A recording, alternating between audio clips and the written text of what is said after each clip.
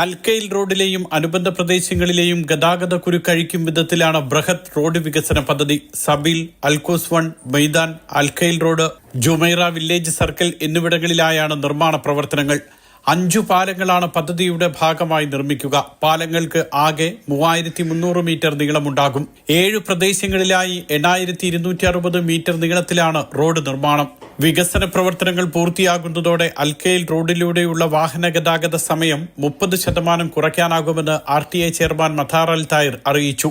ഇന്റർസെക്ഷനുകളും connection റോഡുകളും നിർമ്മിക്കുന്നതോടെ Sheikh Zayed road, Emirates road, Mohammed bin Zayed road എന്നിവിടങ്ങളിലൂടെയുള്ള വാഹന ഗതാഗതം കൂടുതൽ സുഗമമാകും.